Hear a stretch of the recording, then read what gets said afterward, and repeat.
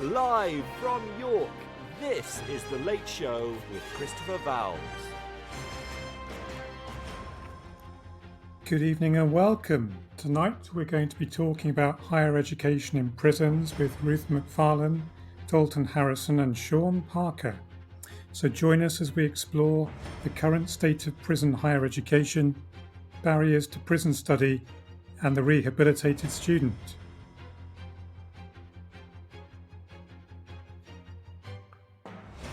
Live from York, this is The Late Show with Christopher Vowles on Teachers Talk Radio. Tune in live at ttradio.org or to join in the conversation, download the Podbean app and search Teachers Talk Radio. Follow the hashtag TTRadio. Tune in, talk it out with Teachers Talk Radio.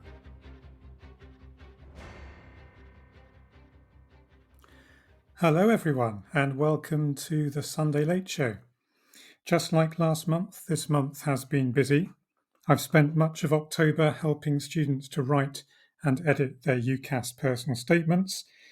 We have worked hard to eliminate the stock phrases and reduce the draft autobiographies down to 3,900 characters or so. Staff have diligently worked through the pages and pages of online forms that accompany each US university application submitted via the Common Application website, the one university application system that seems to have the uncanny knack of placing reference deadlines slap bang in the middle of English school holidays. And alongside the day job, I've personally had the opportunity to catch up on some overdue governor business, looking in on the builders who have been into my daughter's primary school this week to spruce up the old Victorian building in time for the new half term and the preparations for Advent. One thing that has concerned me this week has been the sight of Durham University students struggling to secure accommodation for the start of the new academic year. The cost of living crisis, coupled with the recent sharp rise in interest rates, has clearly had a significant impact on rents in places the size of Durham, which is by no means large for an English university city. Former students and teacher friends of mine reported similar experiences in other English and Scottish university cities last year, as universities struggled to accommodate the increased number of entrants generated by the rise in A-level grades in 2021. With various media outlets reporting that many Durham students had queued overnight to seek accommodation with private letting agents who, rather incredibly, seem to open up their student housing lists on the same day each academic year, dissatisfied students staged a significant protest outside the university library on Friday. Central to the student protest was the claim that the university had admitted many more students than the colleges and the wider city had the capacity to house. This had left students largely at the mercy of private landlords who had increased rents by as much as 150% in some cases. The University of Durham have released a number of statements concerning the accommodation situation this week, and University Pro-Vice-Chancellor Jeremy Cook emailed all Durham students on Wednesday before the student demonstration to explain that A-level grade awards and uncertainty in the local rental market had put uncharacteristic pressure on accommodation places.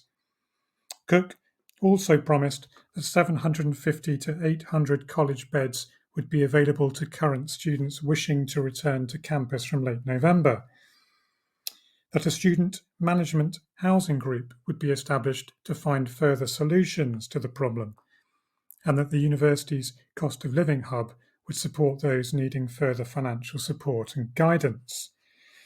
As pictures of bedraggled-looking students queuing the length of city streets reached social media, Durham put out a further statement on Thursday, which stated that the university authorities were, quote, very aware of the current situation, end quote, and were, quote, sympathetic to the concerns of our students with regard to seeking accommodation for 2023-24. This is an important issue. It concerns us, and is receiving our urgent attention." End quote. The fuller statement went on to say, "We always plan our student admissions cycle carefully, with factors such as accommodation and other areas of resourcing in mind. Contrary to some media reports and statements, it is not the case that Durham University admitted students in an irresponsible manner, but we do acknowledge that changes in the private rental market, changes in the behaviour of letting agents and landlords, and changes in government policy have created pressure for our students, and we will do all we can to assist them. We took active steps this year to ensure we had a lower intake than 2020 and 2021. We will be doing the same for the 2023 intake. We anticipated pressure on the private rental market and increases in rent. We had earlier engaged in dialogue with letting agents to encourage them not to enter into early selling. Unfortunately, we have still seen an early rush for accommodation. We have been working rapidly to communicate with and offer additional support to our students. We are not able to dictate what private landlords and letting agencies decide to charge. Students have described cases of significant increases to rents in multiple occupancy houses. We understand that cost pressures due to inflation and interest rate rises will inevitably see changes to rents, but we urge that all parties agree that rises should be no more than government inflation indices. The statement then goes on to offer further reassurances concerning accommodation for next year and further support that the university is making available to those who need it. However, accommodation has always been a significant issue for university students entering the private rental sector for the first time, typically a long way away from the discerning eyes and wisdom of more experienced parents and older siblings, and sometimes with the expensive storage locker of a halls room as their only reference point for student living. I'm sure we've all heard horror stories of the confiscated deposits, the short notice midterm eviction, and the shared house with mushrooms sprouting through the living room carpet. In my own student days, my housemates and I had to contend with an electricity meter that didn't seem to work properly for 3 years, and a kitchen wall that got damp every time it rained on the inside. But that was back in the last century. In April 2020, the Office for Students commissioned a survey of student experiences of university accommodation during academic year 2018-19 at the height of the COVID lockdown. The survey pointed to distinctly variable provision across the sector, but it also revealed just how few students the universities themselves actually accommodate. In 2018-19, when undergraduate learning largely took place online, only 19% of students were living in accommodation directly provided and maintained by universities, while 20% were living in the parental home. Throughout this period, however, 29% of students were living in private rented accommodation.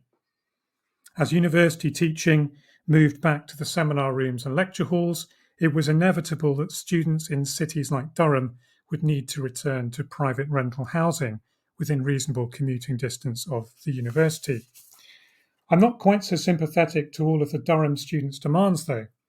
To me, getting a part-time job doesn't seem wholly incompatible with university study, and subsidising student public transport surely falls outside the remit of university provision for all but the most vulnerable.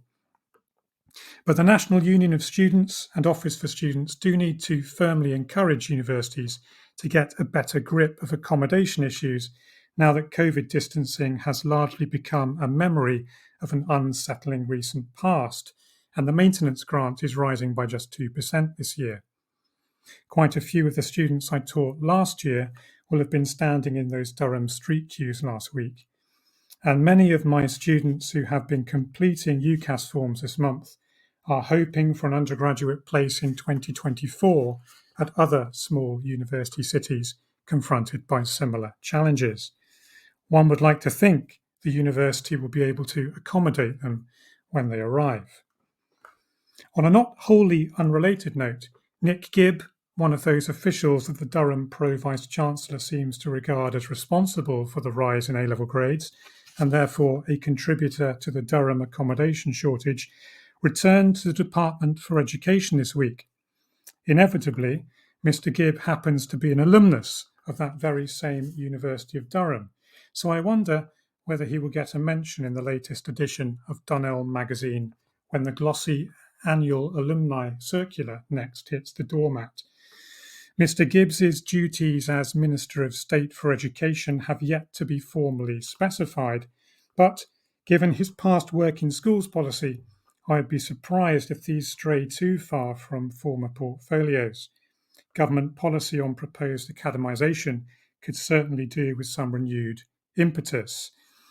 Another familiar face is that of Robert Halfon, formerly the very capable co-chair of the Education Select Committee, who had the considerable challenge of trying to hold Education Secretary Gavin Williamson to account on laptop provision during school lockdowns and the operation of the now notorious 2020 grading algorithm, to say nothing of the even more taxing task of getting the Secretary of State to file his committee papers on time.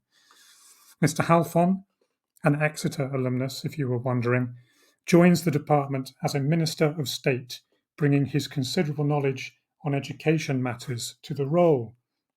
He can be expected to act quickly on the findings of the substantial SEND report that appeared during Kit Malthouse's short tenure as Secretary of State and turn its proposals into concrete policy measures. Mr. Malthouse has been replaced by Gillian Keegan as Secretary of State for Education, one of the state school educated members of the refreshed cabinet. A business graduate and alumna of Liverpool John Moores University and the London Business School, she will doubtless be keen to be seen driving forward the Education Department's policies, having been rather unfairly criticised for her absence from the department during the A-level grading chaos of August 2020, while serving as Parliamentary Under-Secretary of State for Apprenticeship and Skills. Certainly, her previous work as Minister of State for Care and Mental Health should leave her well placed to understand the mental health issues that have become a major issue throughout the education system in the aftermath of COVID distancing, isolation, and the return to public examinations with 2019 grade distributions. I will keep you updated on any other developments that emerge from the DFE between now and Christmas. Tonight's show brings together some of the issues I have already mentioned as we focus on the higher education experience for those with relatively little choice on the matter of where they work, where they live, and where they study.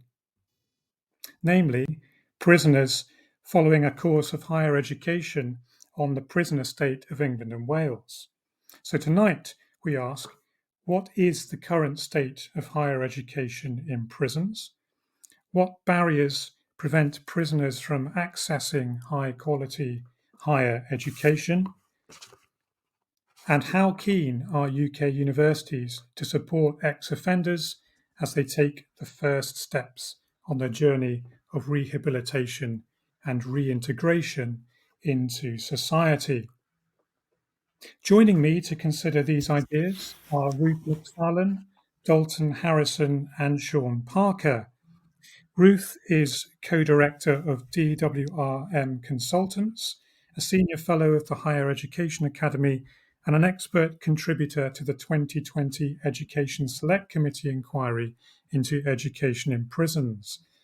A former teacher and lecturer, she established DWRM as a social enterprise with co-director Dan White to support meaningful education for prisoners upon their release and to bring together expertise and relevant experience of studying at higher education level in prison and of facilitating the provision of appropriate study materials. And I'm pleased to say that Ruth joins us on the line now. Good evening, Ruth, and thank you for joining us on Teachers Talk Radio this evening. Ruth, are you there? If you could call in, that would be brilliant. Joining Ruth on the panel is Dalton Harrison, a transgender activist, poet, and higher education mentor with DWRM. Dalton is in his second year of a BA in Criminal Justice and Criminology at the University of Leeds.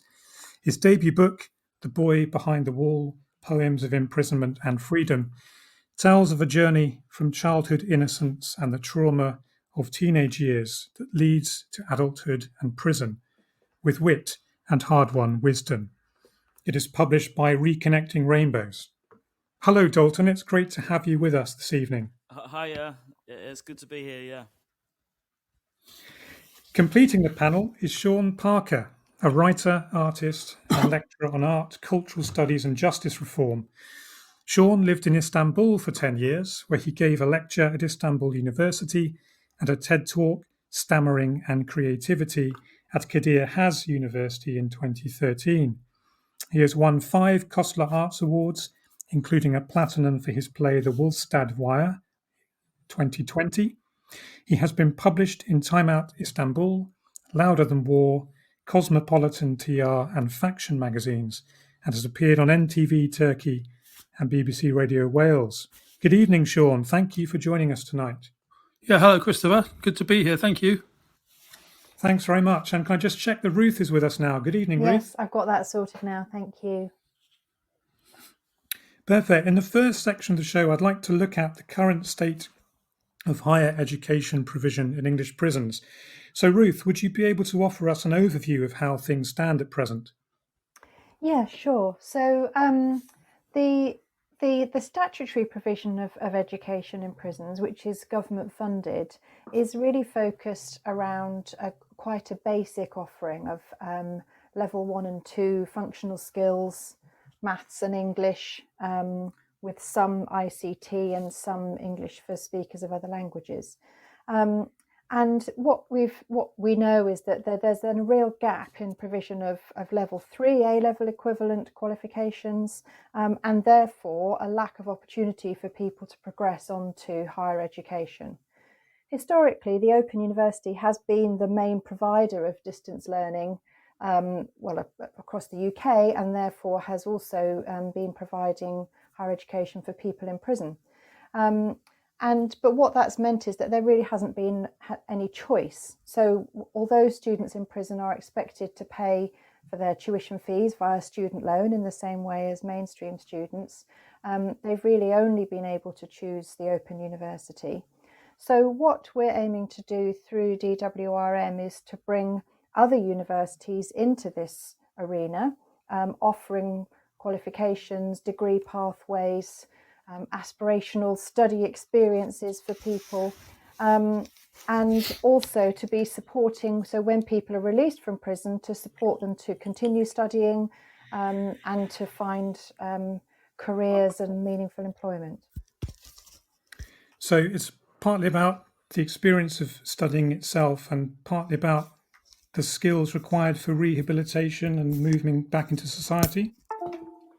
Yeah, so I mean, we know research shows us that partly access to education at this level contributes to much lower rates of reoffending, but it also helps people to address some of their own personal circumstances of how they got there in the first place. We know that lots of people who go to prison have had very negative experiences of education, and that sometimes what's needed is kind of a bit of a nudge or a boost from a really focused teacher in prisons to persuade people that actually, this could be the right avenue for them.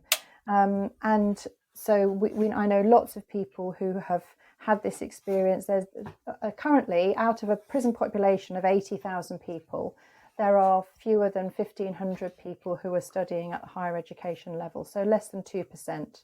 And we know that belies a great intellect and a missed opportunity for lots of people. One would imagine there are probably quite a number of people in university who would want to or would be capable of studying for a degree if the option was available to them? Of people in prison? Yes, certainly, yes. And there's a great deal of interest. There's a lot of demand for this level of study, and those people who are fortunate enough to be able to engage in higher education are proved to be very successful with it. Their completion and pass rates are the same as for adult learners in higher education, and also then when people are released, it means that they can have partly greater aspirations and goals about their own careers, but also just an articulacy and a confidence in themselves and in their abilities. And we know, don't we, that the prison estate is undergoing some redevelopment at the moment. Does it make a difference whether one finds oneself in a public sector prison or a private sector prison in terms of the education provision available? The statutory provision of education across the estates is the same whether you're in the private or public prisons. Of course, there is some difference in the facilities and so on. Really, a lot of it is very dependent on the leadership and the governor and the approach from the senior leadership team in the prison. And so we find that some prisons are very supportive of a wide range of education and vocational training and so on, and others are less so and more focused on security and management and so on. Okay, thank you very much, Ruth, for that explanation as to how things stand at the moment. Dalton, does your experience seem to chime with that? Yes, definitely. I think for me, the prison that I was in specifically were security based, and I did find it very frustrating as a learner trying to maneuver around that security because it seemed almost impossible on a regular basis. And in terms of the security, could you give us some kind of sense as to what that might entail? So accessing your books is the main thing, and also accessing the internet. So obviously there's a special sort of thing that you can go in as you can't access the internet, but every single thing that I would press, the link would tell me that I couldn't access it because I was an incarcerated prisoner. And one of the things that hit home for me at the time in my arts and languages access course was I was trying to access Martin Luther King's speech about freedom, and and it was, I thought, wow, I need this, and I pressed it and it said, no, you can't access this, you're an incarcerated prisoner. And I think for me that was just an absolute, it was one of the worst disheartening moments for sure. But one of the main things that you definitely still experience in prison is the lack of the paperwork coming through. So you're waiting on your books, you're waiting on all the paperwork that gives you what your questions are, and they don't always get through security at the same time, or there's a massive backlog and you get them at the last minute, you have to ask for extensions, you feel like you're already behind. So that's quite a chain that happens even before you can start learning. Sorry, Dalton, I'm getting a little bit buzzing on your microphone there. I might come back to you in a minute. I wonder if you might just have a look at that for me and see if you can adjust that for me. Sean, does what Dalton say remind you of your experience? Hi, absolutely, yeah, completely right. It's a hostile environment for education, essentially prison. It kind of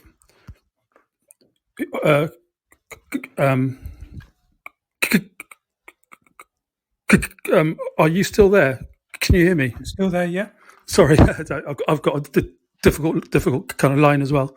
It's a hostile place, and it's very suspicious of education. It thinks that if a prisoner is kind of curious about emancipating themselves or attempting to learn, that they're up to something, basically.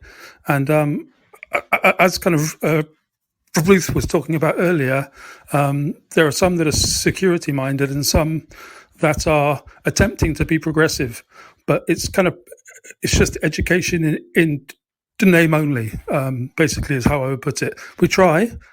I kind of attempted to do a PhD from Dartmoor, and it was good with the Prison Education Trust, who really tried their best, but eventually they came back after 6 months of trying to get the letters to say, sorry, Sean, we can't do this. It's impossible. So I said, okay, thank you for trying, and I gave up. basically. Yeah, Dartmoor Prison is a prison I know relatively well, actually, being originally a Dartmoor local. Oh, Difficult enough to get an internet signal, difficult enough to get a phone signal when you go down there. So I wonder how the prison coped with it, being a very, very old prison building indeed.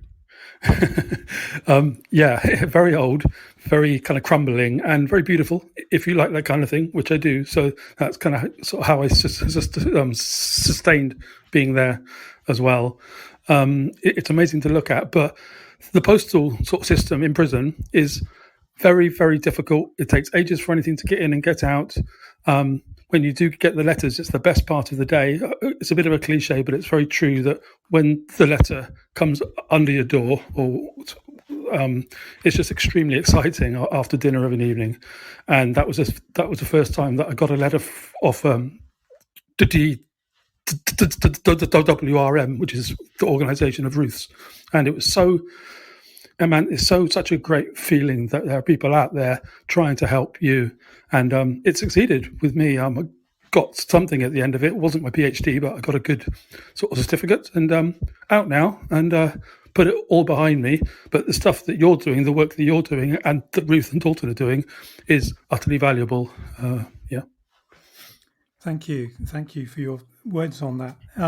Dalton, have you fixed your microphone issue, do you think? I didn't realise I had the one, so I'm not really sure what it is that's wrong with it. It's still a bit buzzy. I might have to ask you to disconnect and reconnect, and we'll try and get you back in on a better line, I think. Ruth, so there we are. We've heard testimony from Dalton and Sean about the power that this communication has had for them both. Could you say a little bit more about how you make yourself available to prisoners in the prison estate?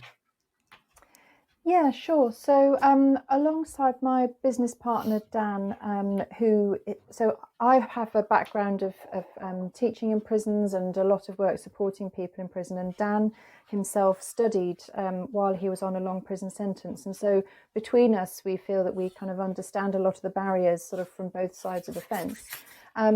And what we're trying to do is to recreate a learning community for people who are very much studying in isolation. So we recognise all the issues that Dalton and Sean have described in terms of the problems of getting books and paperwork in.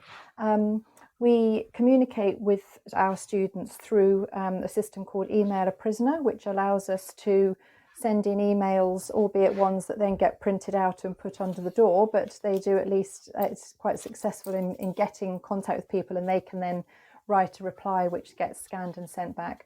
We also have a free phone number, which means that students are able to call us for study support and to speak to their tutors at designated times. And one of the most exciting things is that we're working in partnership with Coracle, who have devised securely approved Chromebooks. And so in those prisons which already have a contract with Coracle, we're actually able to offer digital study materials so that people can have a device in their cell and can be watching videos and reading their assignments or preparing their assignments, reading their supporting materials and so on. What would you say to those members of the public who might say that it was relatively difficult for children to get hold of digital materials during lockdown? How much government money should be spent on putting this into prisons as compared with putting it in schools? Well, of course, I absolutely think that schools need to be having a good quality of digital education, but I don't think the two should be mutually exclusive. If we are not equipping people in prison with appropriate digital skills, they come out of prison really not being able to function in society. Everything that we do now is digital and requires an understanding of how things work online. I spoke to a man last week who was recently released from prison, and he didn't even know how to buy a bus pass because he said, apparently I have to do it via the online and I don't know what that is. And how's that helping anybody?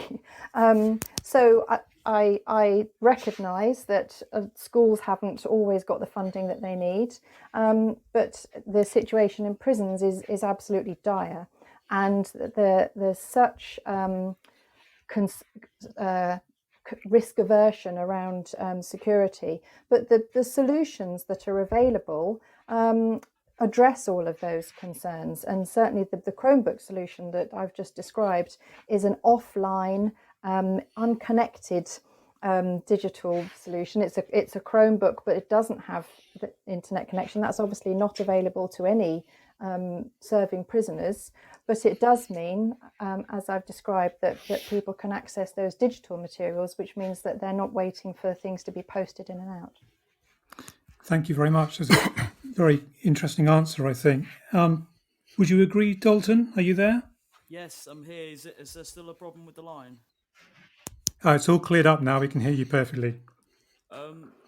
Yeah, so I think finding different ways to get things into prison is so important. As somebody that left prison, and I didn't know what I was doing. I'd only been in for 2 years, but yet I felt like everyone had moved on digitally. I went to the job centre and asked for job seekers, and straight away they're like, "Oh, it's universal credit." I thought, oh, and it's that idea of having to sit there, turn on that computer, and figure out what you're doing, and it is such a scary prospect. If you don't have technology, you risk homelessness. You risk not being able to access your benefits. If you don't have all these minimal computer skills, really you're going straight back to prison because you can't access life anymore. Yeah, it is certainly amazing how much of ordinary life in society now revolves around some kind of digital connection. Whether it's paying your tax, whether it's trying to make sure you've been paid once you've got a job, it all seems to be tied up in that new digital world. So we'll come back to some of these challenges to studying in prison, some of the barriers that prisoners might face shortly after the news. So we'll be right back straight after this.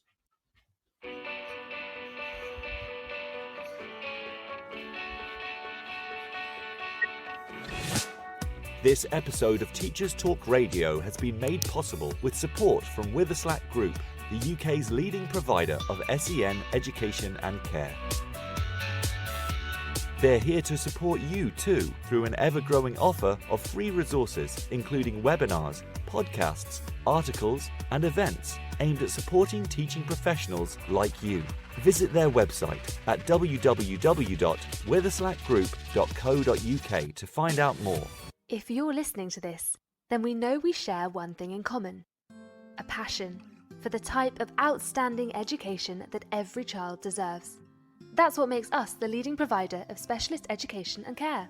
We need people like you to help us achieve even more. With us, you'll be given all the resources and support you need, offered a clear path to career progression, and be rewarded with some of the best salaries and benefits the industry has to offer. We are Witherslack Group. If you'd like to find out more, we'd love to hear from you. Visit www.witherslackgroup.co.uk/careers and be part of our future. This is Teachers Talk Radio, and this is Teachers Talk Radio News.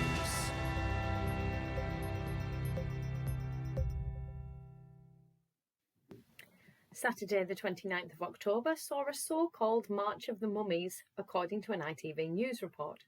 Hundreds of people campaigning for improvements in childcare and working conditions for parents took part in marches in Manchester and 11 other cities.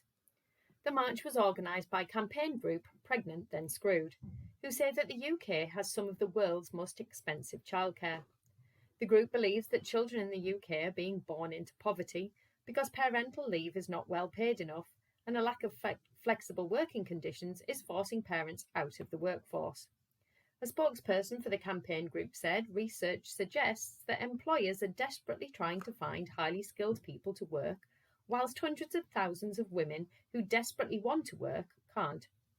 In response, a government spokesperson said, "The government is committed to supporting working parents and helping them participate and progress in their working life." The UK has one of the most generous maternity leave entitlements in the world. They went on to highlight the recent consultation on making the right to request flexible working a day one right for all.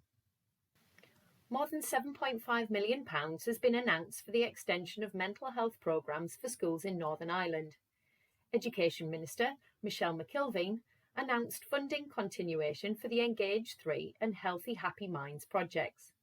Ms McKilveen said that the feedback from school leaders and staff was that both programmes had been invaluable in helping to support pupils across all educational settings. Both schemes were created to help alleviate the impact of the pandemic on children and young people. Durham University students have queued on the streets overnight to secure a home for next year, according to a report from the BBC. Lists were released and hundreds lined up outside of estate agents in the city, with one student saying some showed up at his current accommodation for a viewing in a panic for next year. The university said it had anticipated pressure on the private rental market and increases in rent and was giving the issue urgent attention.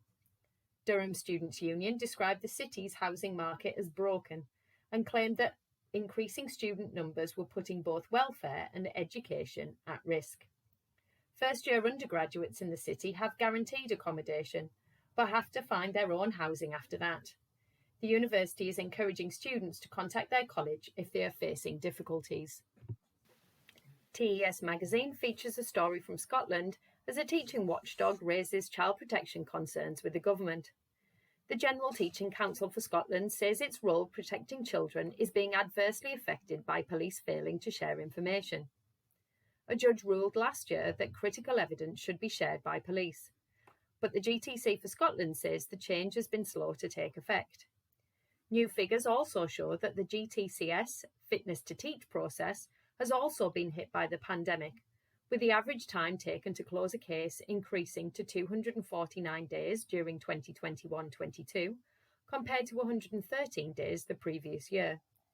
The GTCS is responsible for investigating and making decisions about Scottish teachers' fitness to teach, and says it relies on agencies sharing information and making referrals. Police Scotland's Assistant Chief Constable responded by saying that child protection is a priority and no child will be put at risk of harm. The GTCS has recently come into criticism for its handling of child protection cases. The full article is available via TES magazine. Professor Alison Baverstock has been awarded with special recognition at the Soldiering On Awards 2022, held in London recently. Professor Baverstock is the founder and director of the charity Reading Force, which promotes shared reading within Forces families. The UK's 130,000 Forces children typically face ongoing challenges such as disrupted education, uncertainty, and parental absences. The Reading Force project was designed to promote family connectivity through books, as well as raise higher education aspirations, engagement, and transition. The Soldiering On Awards recognise the achievements of those serving in the armed forces, as well as those who support them. This has been your Teachers Talk Radio News with Joe Fox.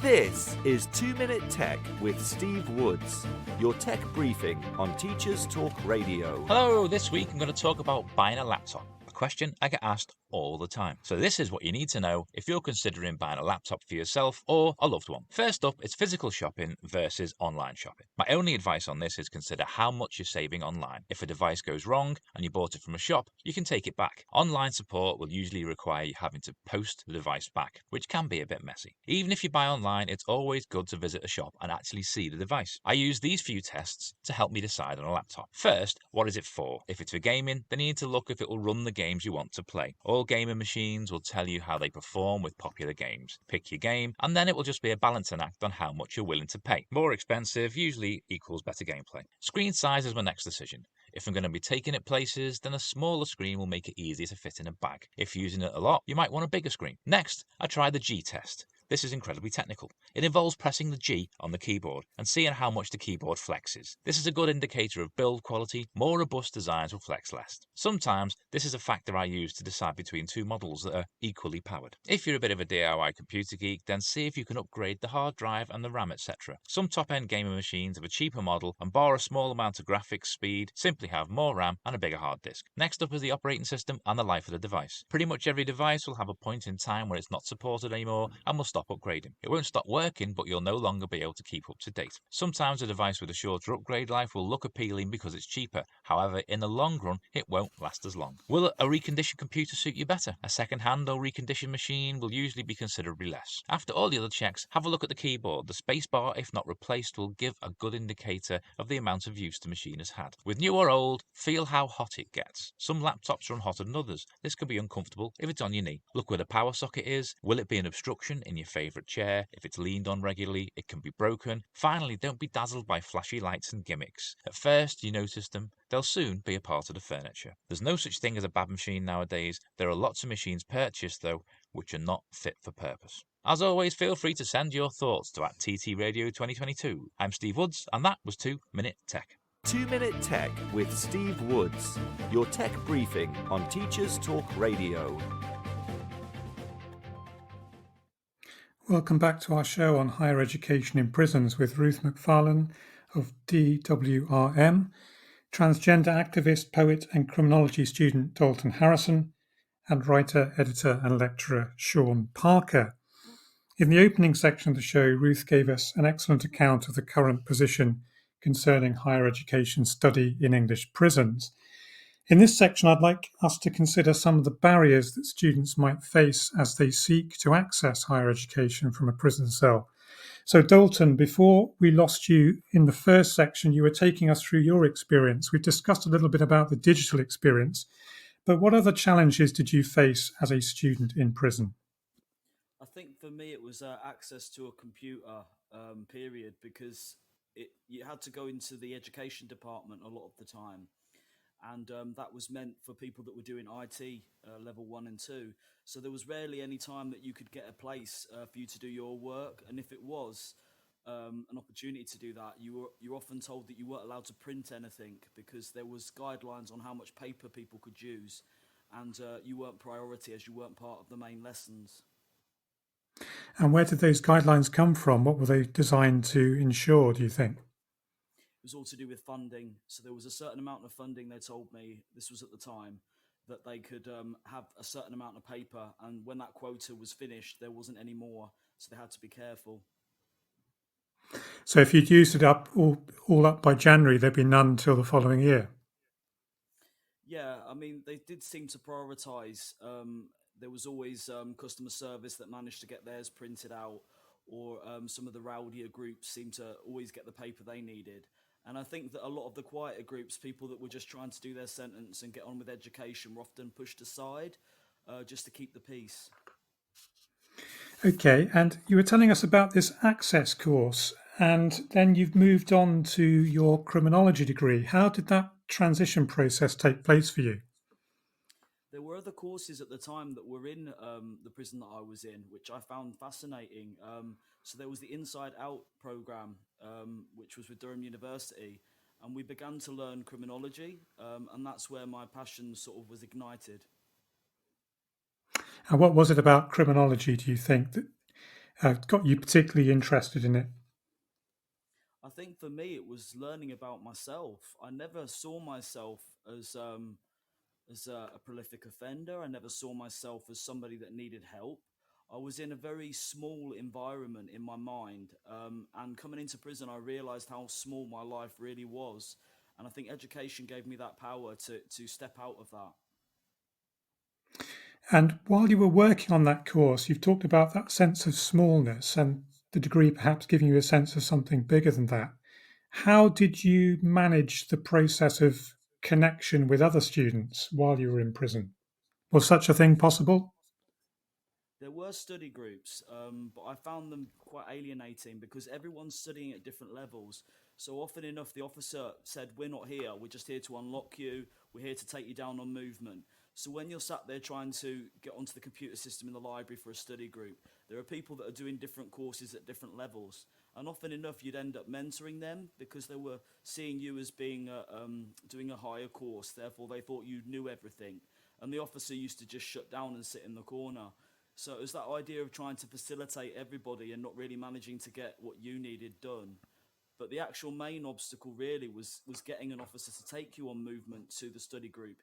If your name wasn't on the list, if there were other problems, if you didn't have the right person to contact to get you down there, then it just wouldn't happen at all. And the minute you're short-staffed, which is very happens a lot in the prison system, then there was that's the first thing that went, because they saw it as a luxury, not a priority. And the only thing they really saw as a priority was the meds queue. So yeah, education was definitely on the lowest part of the prison regime. So I'm trying to imagine what this room looks like with the study group in it. How many students were in there at a time, and what are the kind of facilities like? Well, the study group that I was allowed to go to was in the library. So at the time, it was a couple of computers, and we used to sort of get in there quick and try and log on, because everything seemed to take forever. The systems would jam. Nobody knew how to connect the printer to the computer. Then there wasn't any paper. There always seemed to be a barrier or some sort of time limit to accessing everything as quick as possible and then getting moved out again, because there's only an hour that or an hour and a half that you could have in there. And how many students would you be sharing that space with? It varied, so I'd say that depending on who's doing what, probably about 10. Probably about 10. Were any of them doing the same course as you? No, I remember that at the time there was a couple of us doing the Open University, and then there were people doing Stonebridge. There were people doing other courses that I hadn't heard of through Prisons Education Trust. So yeah, it was a mixed group. Thank you. Let's bring in Sean now. Sean, what was your experience like when we compare it to that of Dalton?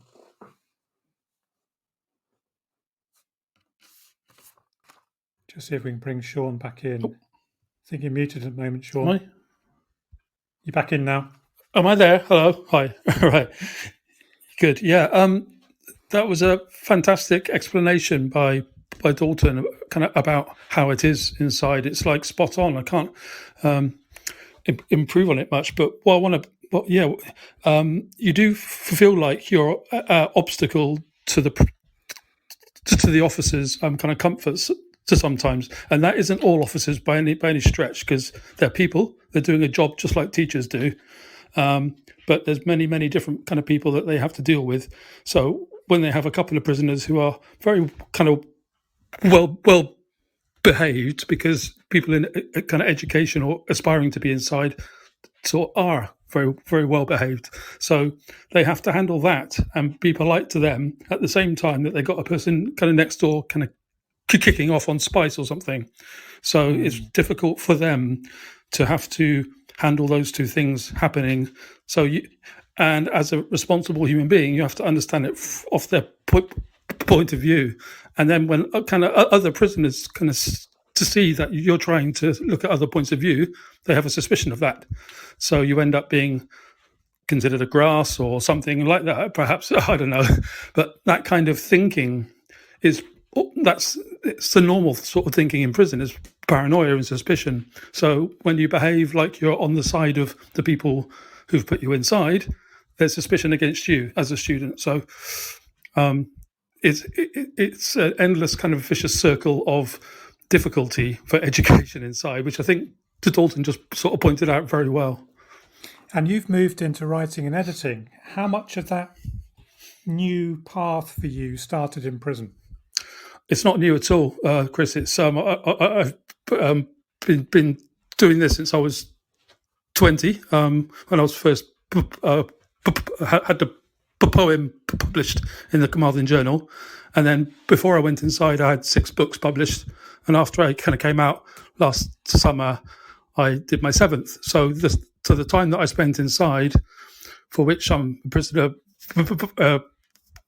We're maintaining innocence, by the way, so it's like a double complex on that point. I was inside, so I just wanted to continue my professional career because what else am I going to do being sort of kind of taken out of it unjustly as far as I was concerned. So that's what I did. I continued with my plans, and outside I'm putting the plans into action just on a personal level there. Sorry, yeah. So it's about a continuation of something that had never stopped, really. That's right. So how did that environment lend itself towards that kind of writing process? It's obviously when you're inside, it's a reduced situation in every way. You're in a cold, dark room, and not always cold, to be honest, because they had heating on all the time. It's too hot sometimes, if I may. Anyway, but it's very, very bleak. It's austere. There's a TV and a sink and a toilet, that kind of thing. It's grim. So what do? You have handwriting to do your essays.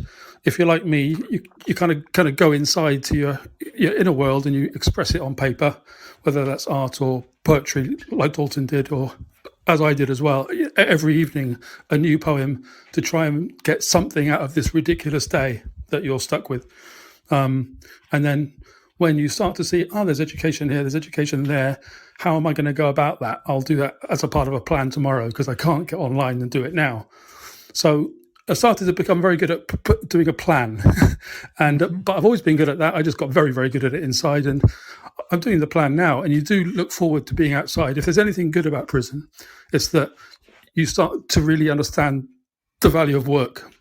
Not to be like kind of conservative about it, but the value of work does really become, because you can't properly work. So once you can, it's really inspiring.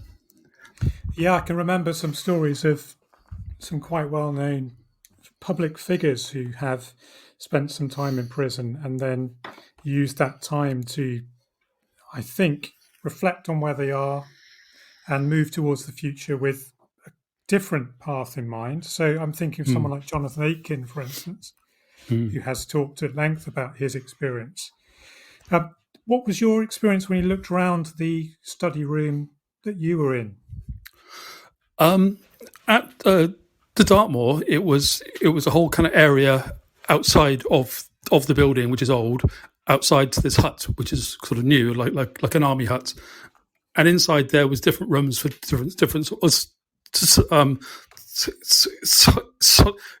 subjects. There's the maths here and the English there, kind of cookery upstairs, that sort of thing. The teacher I had in there was really nice. She was great and worked really hard and sort of tried her best. And of course, I'm at the front there like a good student, being a swot, and the other guys at the back taking the mick out of me and of her, and of the fact that we're actually attempting to do something as opposed to being very sort of cynical about it. Though over the process, they started to get more and better, asking more questions, and kind of, it's a very macho place. So they started to become not so macho as the course went on. Yeah. And do you have any thoughts on representations of prison then on the television and in literature? Yeah, of course. When it comes to Time, which was that brilliant thing with Sean Bean and Stephen Graham just last year, which I saw at to Dartmoor itself. That was excellently done in a visual sense. That's what the prison is like, that's what it looks like, and the atmosphere kind of can be like that. But also, that was a very hardcore version where all the prisons are so different. There's a gentler one that you can go to, and there's one for older people. It's that because they each have their own kind of profiles. But the problem with the documentary makers is that being sort of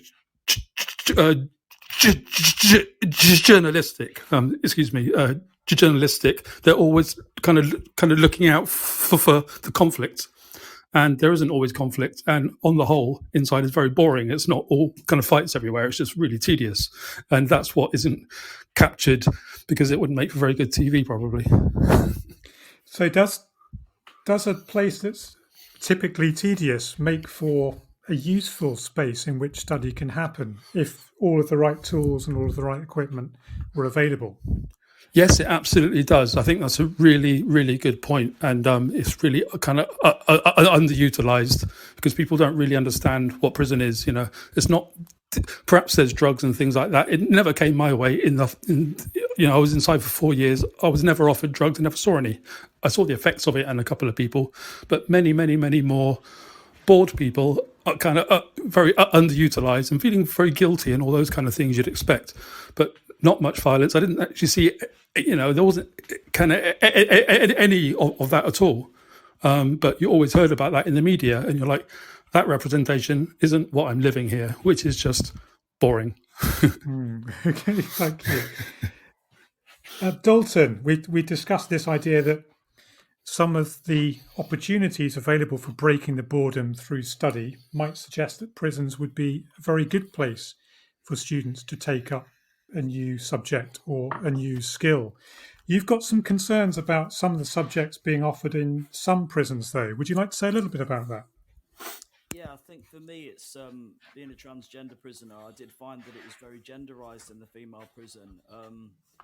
I found that hair and beauty may be okay for some, but I didn't feel that it was really creating the whole environment that you could really work with in regards to female prisons. I think we need to be more broad, which I find there's so much more, what I see in the media, there's so much more possibilities for funding when it comes to the male estate. Even though it is larger, there's more people per head. But I think we seem to just look at the female estate as they're the caregivers. And I think that goes throughout the prison system. When it comes to sentencing, the way that we handle female offenders, I honestly think that there's so many stereotypes that don't seem to have moved very far away. I think we need a lot more put into the female system to make it work, and education is definitely the key. And what kind of courses would you like to see in female prisons? I'd like to see a lot more career-driven, not just customer service, but something that's more substantial, whether it be bricklaying, painting and decorating, more of that, more menial as well as car mechanics, anything that can create a professional career or promote people in the workforce, rather than just telling a whole group of people that they're only really going to learn about cleaning or sewing. Yeah, and if we think about the relationship between the workplace outside the prison and the experience inside prison, what's the state of kind of apprenticeship type routes or apprenticeship degree routes in prisons at the moment? I mean, I personally, I never really saw anything that I could really deal with. I did a lot of my history prior to prison was security, and I just found that obviously I couldn't go back to those jobs because of security checks.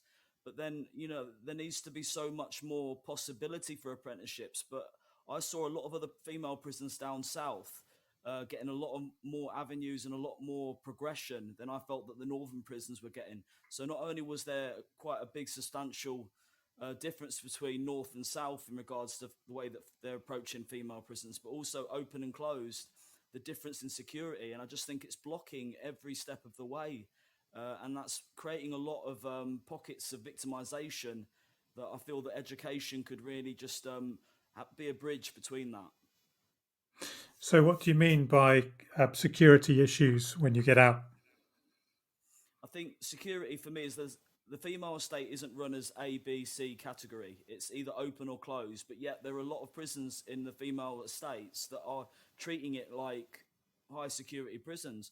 I was in one prison where we were allowed to access different levels of education. We were allowed to access different things like razors or things they call tools. And then I went to another prison and we weren't even allowed to have a stamp sent in. We weren't allowed to have paper sent in. And it's that idea of like, what part of this security is where one person can live in one prison and then go across to the next, and all of a sudden their security goes up, because that shouldn't be what's happening. And that's the same with education. So it's stopping people from growing and evolving, and it's creating just a really false environment. So when you do finally get to open prison, if you ever do, and you can access all these things, you might not be in the right headspace for it. Or you might not understand, you haven't got enough sort of idea of how to access that before you're due out. So do prisoners get moved about between prisons quite frequently then? Over COVID, not. Obviously, that all stopped. But I mean, when I was in prison, I was moved around within the first few weeks of being in one prison. I was transported to another area completely. And there was a lot of that going on at the time. where people were getting shifted around because of the female prisons were overcrowded. So they were trying to maneuver everything round. But I mean, I do find that obviously over COVID that stopped, but there's still, it just means that you're then trapped in one prison that you can only access. It's basically if the governor is willing to put into education, depending on what prison you're in. So then it's still Russian roulette as far as I'm concerned. I think we've also talked about the fact that it limits your university connections as well, doesn't it? If you're moving from prison to prison, possibly from one end of the country to the other. Definitely. With there being such a lack of female resources, same with female hostels on release. I was put in a female hostel in Leeds. I've never been to Leeds. I didn't understand the area. There were also people that I met there that were from London that had been moved there for different reasons because that was the nearest hostel that they could get put in and the space availability. So it's that idea of just really inconsistent and really disorientating for people. And when they've got care issues, or they've got children, or they've got family, then education does get put on the back burner. And I just think that needs to be addressed. Thanks very much, Dalton. You've given us a good picture there, I think, of a system under considerable strain and resources kind of being stretched, perhaps beyond their capacity to function. We'll consider how we might overcome some of these barriers in the final section of the show, just after this.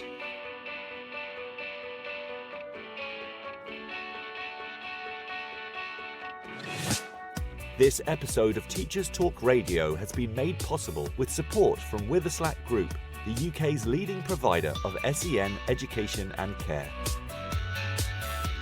They're here to support you too through an ever-growing offer of free resources, including webinars, podcasts, articles, and events aimed at supporting teaching professionals like you. Visit their website at www.witherslackgroup.co.uk to find out more. If you're listening to this, then we know we share one thing in common: a passion for the type of outstanding education that every child deserves. That's what makes us the leading provider of specialist education and care. We need people like you to help us achieve even more. With us, you'll be given all the resources and support you need, offered a clear path to career progression, and be rewarded with some of the best salaries and benefits the industry has to offer. We are Witherslack Group. If you'd like to find out more, we'd love to hear from you. Visit www.witherslackgroup.co.uk/careers and be part of our future. Welcome back to the final part of our discussion on higher education in prisons with Ruth McFarlane, Dalton Harrison and Sean Parker. We've talked about some of the challenges that prisoners might face as they attempt to complete a course of higher education in prison. I wonder if we might now reflect on what changes might be made to improve the way the system works for students, for those seeking to support students make the transition to campus-based learning, and for universities and course providers. Ruth, how might agencies and public bodies be remodelled to support those with direct experience of the criminal justice system? I think the key way to be reducing stigma and barriers is to be amplifying the voice of people who have this lived experience of prison. Too often people are excluded and othered and talked about in ways that are very negative, and the more that we hear the voices of amazing people like Dalton and Sean and very many others, the more that we can reduce that stigma and learn that this is just normal people having had some problems in the past. We've all had problems in our past. We all deserve to be given an opportunity in the future. So that's absolutely the first thing that I think is greater exposure of those voices of people who have that personal experience. And one of the things that we try to do is to talk about creating cultures of acceptance within universities and with employers and more broadly in society. Are you able to say a little bit more about how that creating the culture of acceptance might work in practical terms? Well, as a starting point, just during COVID, prior to COVID, some universities had already been engaging in learning programs within prison, as Dalton has described with the excellent Inside Out program that's run by Durham University. Those tend to be on quite a regional, small-scale basis with a single module, students and tutors going into the prison and studying alongside people in prison.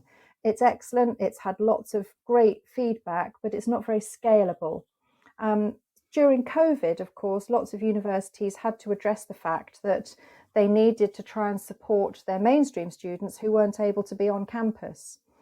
And so we're trying to capitalise on that by saying, all right, well, here's a whole great cohort of students who can't attend campus, but who are still really interested in studying with you.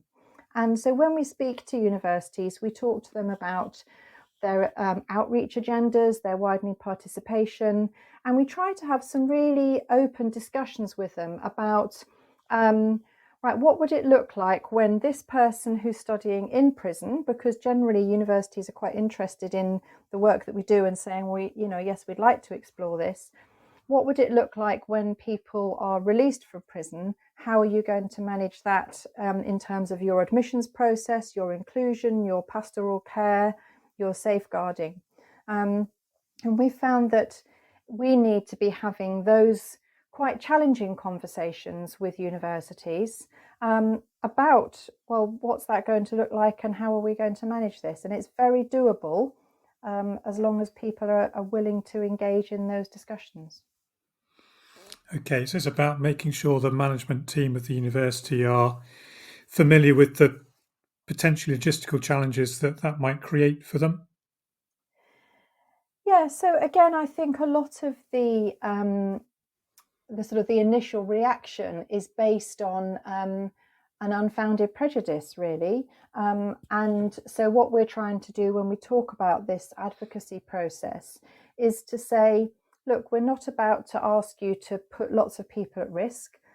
Every discussion that we have about somebody who's released from prison is about what they're able to do and is based on what probation officers and other professionals have said, here's the conditions, here's the restrictions, here's what people are allowed to do.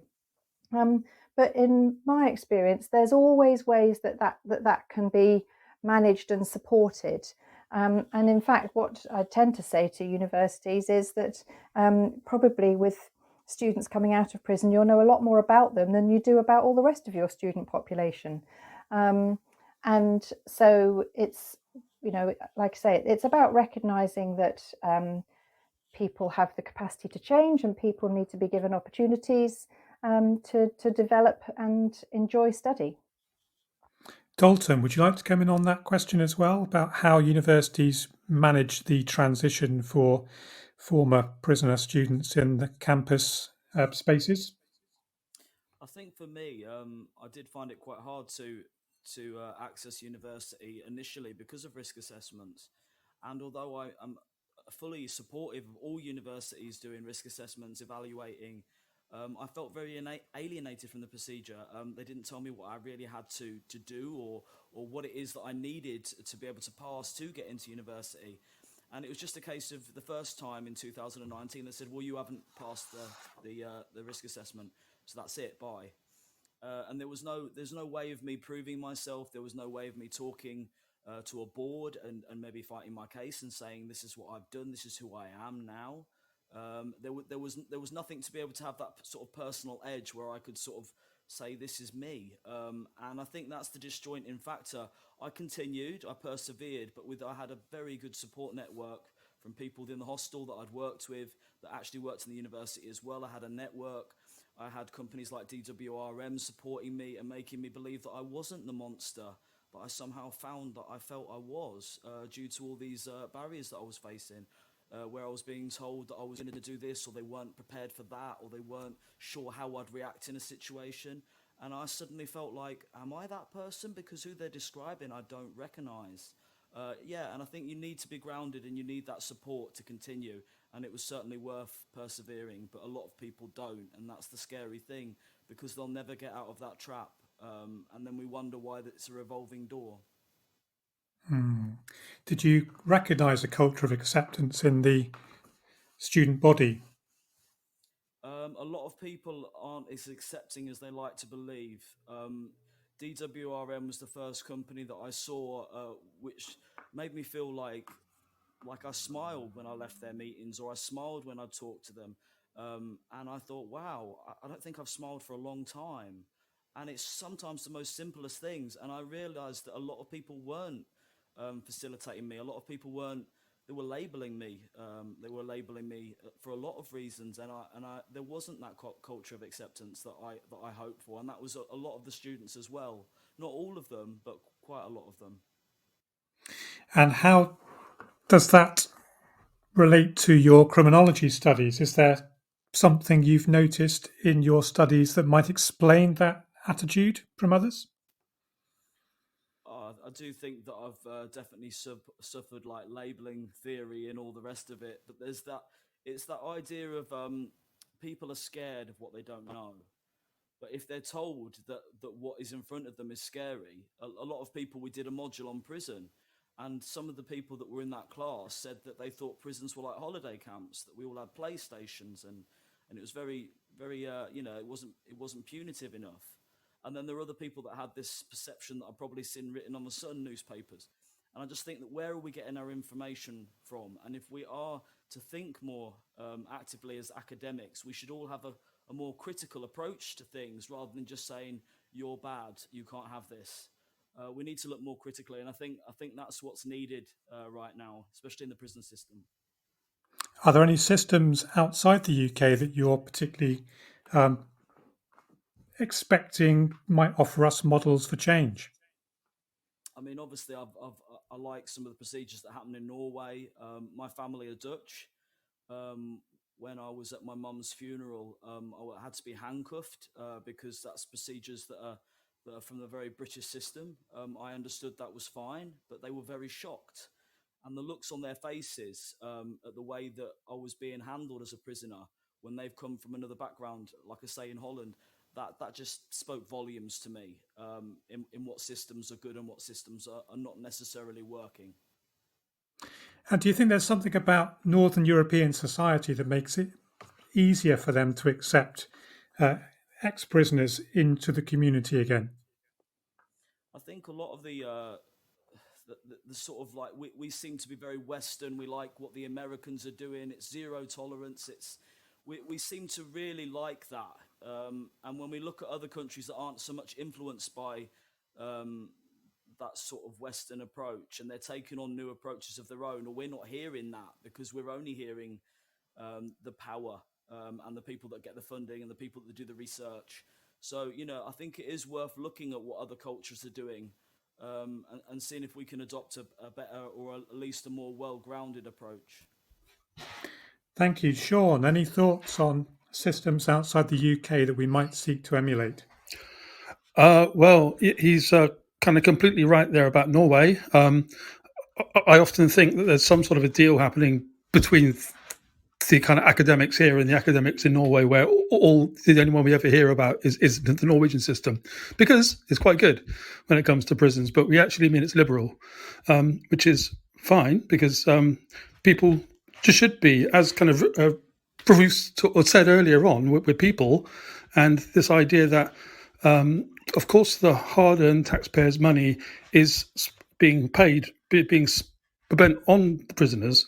So what you want that to mean is that it's not just putting them inside for £45,000 a year on average. That's the fact. For just being put into a different sort of parallel reality where things are just hostile, suspicious, and negative, which is what prison is. So if you want to get away from that, give education, get the prison staff to be trained partly, or the ones that want to be, in college on opportunities, which means education. And it doesn't have to be just the sewing or just the brickwork. It can be history or drama or anything else that's in education that your listeners kind of specialize in, all those things, because at the moment it's a second level situation at best, and that's not fair on the DWRM or the Prison Education Trust or the prisoners themselves. Yeah. Thank you, Ruth. Is there any solution that could cost us less money and generate better results? Oh gosh, I wish I had a magic wand to wave in that regard. I mean, I do think that education is a great solution. I think, you know, part of the cost of our prison system is the revolving door that we've spoken about, and we know that the more that people engage in education, the better opportunities they have when they're released. We know that meeting those basic needs of housing, family connections, having a job and a legitimate income all contribute towards desistance, towards people not reoffending and not going back into prison. And that in itself is a costly process. So as with all sorts of other systems, prevention is better than cure, and enabling people to access good quality education is one of the best solutions. So I'm always an advocate for that, and for trying to make sure that people who don't fit into the boxes of standard mainstream education are also properly catered for.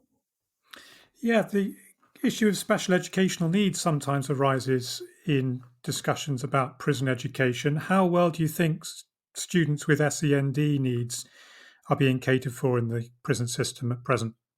Oh, I mean, that's another huge topic. And it varies. There are some excellent practitioners in prisons. I was at a conference last week run by the Prisoner Learning Alliance, where there was some very good solutions being offered, but also a very critical report from Ofsted about the lack of support for people who are not able to read when they go into prison. And it's, you know, in many ways, it's an ideal opportunity to support people to learn to read. And the charity, the Shannon Trust, does amazing work in this area. But the fact that that is down to a charity rather than to government funded provision sort of tells us everything that we need to know, really. So what does that programme entail? The Shannon Trust train mentors to work with people on a prescribed reading programme, turning pages, and so people then work on a one-to-one basis on the wing, in association time, in the library, in all sorts of different arenas for 5 minutes at a time, 10, 20 minutes, teaching people how to read. And it's proved to be very, very successful. Thank you, Dalton. How did you see struggling readers coping in your prison experience? I mean, I was a Shannon Trust mentor, so I really wanted to push that. I really wanted to help people because it is vast as far as I was concerned. There were women that were getting bullied because they couldn't read. They didn't want to say they couldn't read. They were trusting the wrong people. And those people would do their canteen sheets every week. And that because they couldn't read the canteen sheets and therefore spending their money. Money is so limited within the female prison system because we get less wages than the male prisons. So it's that idea of just creating more victimization because women get paid less, because women have less resources to education. So yeah, reading is the utmost importance because at least then that person can read signs, they can see what's going on around them. I mean, everywhere you go is signs. There's paperwork to fill out. There's apps. And when somebody can't access that, you are literally just sending them through their sentence blind. Everything is written down. Your Oasis plan. So it is a very scary thing that you don't know what you're meant to do for your offender manager. You don't know what you're meant to do for your wing to get enhancements. So you're limiting somebody in every structure of life when they can't read. So yeah, it is vital to keep pushing that. Can you explain the concept of the Oasis plan for us, please? It's a report that I got. Well, everyone gets. So it's telling you what it is that they think is your risk, what it is that they believe that you need to do to improve that, what you need to do to work within the prison system to rehabilitate yourself, things that you may have to engage in, courses they might want you to do. and these things are sort of mapped out for you. But if you don't understand that, if you can't understand or read it, then you're not going to be aware of what you need to do. And there's a lot of people that have gone through their whole sentence not realizing they had to do a particular course, which means that they have to do it when they get out. If for some reason they're stressed when they get out and they don't do that course, then they could end up going back in again because they're not complying with probation. So some people that has affected them. So how does that process work then, that you can be recalled to prison? Recall is very easy. I was nearly recalled. It's that idea of you're not complying. A lot of people think you have to you have to commit a new offence. It's not necessarily that. I was very scared of being homeless, and I told the hostel, I told my probation, who wasn't in the area that the hostel was in, that I was going to do this. I left them messages, and I went and signed a lease, which is a legal document to get this bed sit, because I knew I had my 3 months up in the hostel and I had to leave, which meant if I didn't have a home, I'd be homeless. So I signed that, and the probation said that I had gone against my license agreement, and they needed to sanction every property that I looked at, let alone couldn't sign for. So I'd broken that. So potentially I could have gone back. I was lucky enough to be able to fight my case, and they gave me a 6-month warning that if I did anything else, then I would be recalled to prison, and that can be up to 14 days, or I think your entire sentence that you had left to serve in the community. And do those people that don't speak English in prisons have access to translation facilities so they can process these documents? There is a system that the officers are supposed to use, and I've never seen them use them once. There are fantastic officers, don't get me wrong, but it's this idea of the environment. They're on time restraints. They have to have unlock. They have to do this. They have everything padded out for them, and anything that a prisoner comes to them with a problem is an add-on to that. It's an extra, and the officers are extremely stressed. They're in a high volatile environment.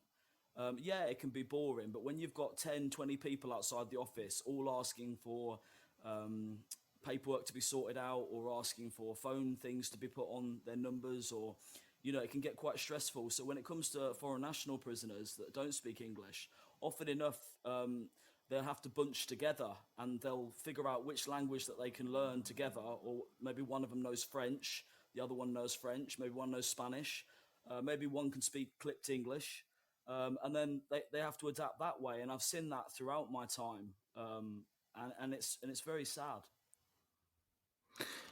Thank you. Sean, have you seen literacy issues presenting themselves in your experience? There's an amazing kind of amount of people who are on the autistic spectrum in prison, which is underdiagnosed and diagnosed, but it's the underdiagnosed which are fascinating, because people think they're arrogant, hostile, weird, and they're avoided. They're sometimes bullied, and at the time I was in, I was also a Samaritan's listener, so I was able to. But you don't give advice in that role; you just listen. And so I just pick up this fact that, God, these people are undiagnosed, all of them, lots, not all of them, but lots of them, and that kind of went into the literacy stuff as well. The work that the Shannon Trust do, as kind of Ruth was saying, is amazing, very helpful. Again, sort of seen with suspicion as, what's that prisoner trying to get special treatment for? That is a very kind of common response. And when you hear it, what you want to do as a fair human being is say, why did you say that? But if you say in prison, well, why did you say that? You're basically asking for a fight, left, right, and centre. So you don't express these very ordinary, natural things that you would, in the community. Why did you say that? You just keep it all to yourself. So you keep it all to yourself for the 4 years. That includes the people who can't actually read that well. That's my experiences of it. So Dalton's explained this process of kind of collegiate working together to break through the English language barrier in some cases.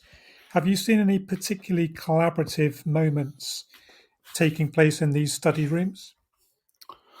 To be honest, the experiences I had were in the West Country, and the way that the prison system is run is that in the West Country, there wasn't much of an issue with English as a second language. Because even though I actually taught English for 10 years in Istanbul, that wasn't the experience I had inside. It was pretty good in terms of people understanding at least the instructions. Yeah, so I don't have a lot of experience of what kind of Dalton actually talks about there specifically. Okay, thank you. And in terms of this scenario where you're studying in prison and you're studying in groups, how much of that was actually people studying alone together, and how much of that was people working with each other? In the classes that I was in for about sort of 6 weeks or so in various different things, there was an arts class that I wanted to do a refresher on, which was incredibly valuable. It's a really good thing to do inside as art. That was in a room with with a bunch of other guys who just kind of wanted a bit of artistic reflection, a couple who hadn't ever painted before.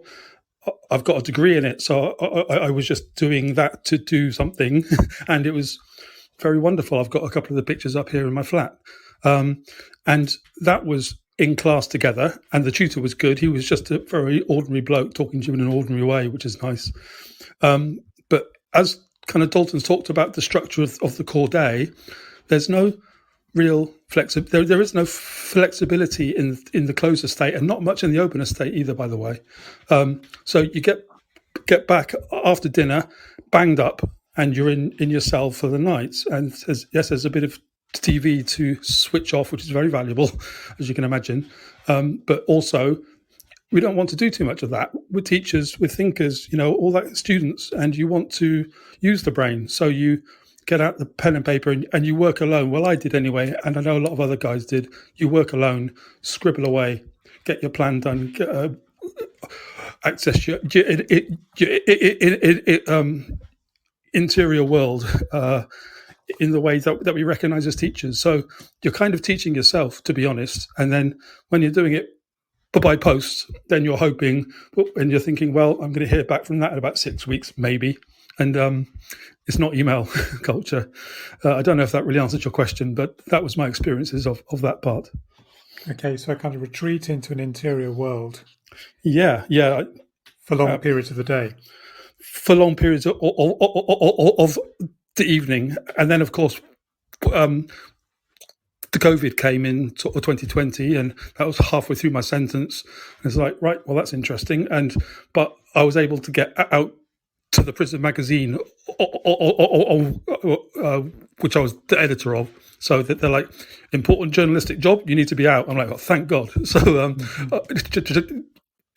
just as it was in the community, I was able to go across the prison to the magazine office and do that during the day, which is, I recognise, very valuable. Not the case for most other guys banged up for 23 hours a day doing whatever they were doing in their cells. So it sounds like a relatively smooth transition for you then, as compared with perhaps other prisoners. I got lucky on that one because I think the desktop manager there at Dartmoor kind of sort of appreciated the work that I kind of could do to keep the communication going, because that's what the magazine did. Kept people entertained with the stories of outside coming inside and the news and things. And that's what we did as being an editor. That's what I do. So it was very, very handy doing that. But yeah, I did get lucky. I don't deny that. And it's not the case for everybody inside. It's a class system inside. So I already had a little bit of education. So you already get a little bit of the leeway, because you're being polite and you're trying to make things work, as opposed to other guys who will just say no at every opportunity and get no a lot of the time. Thank you.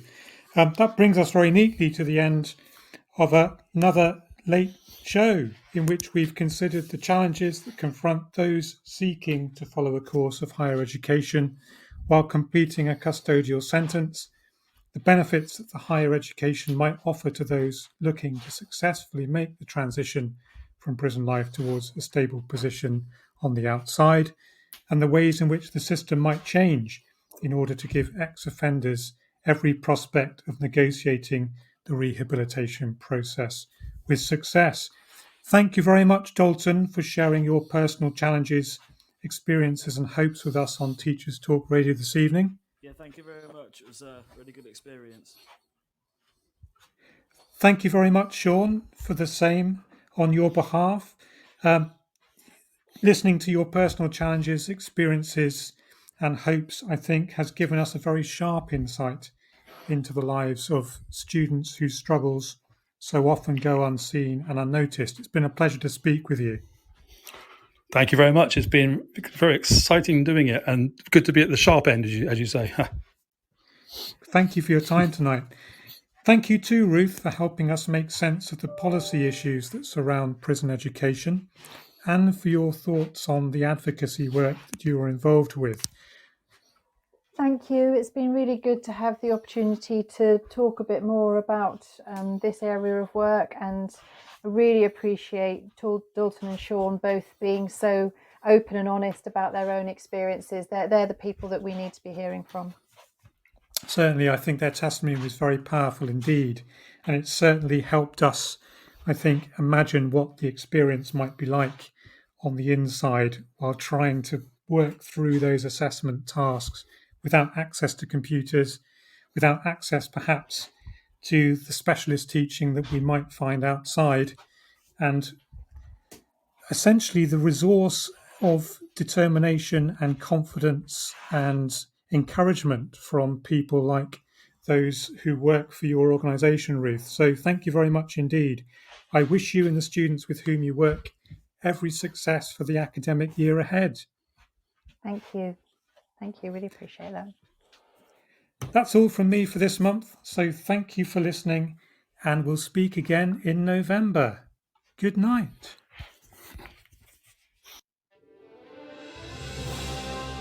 You've been listening to Teachers Talk Radio. Tune in live and listen back at ttradio.org. We look forward to hearing from you next time on Teachers Talk Radio.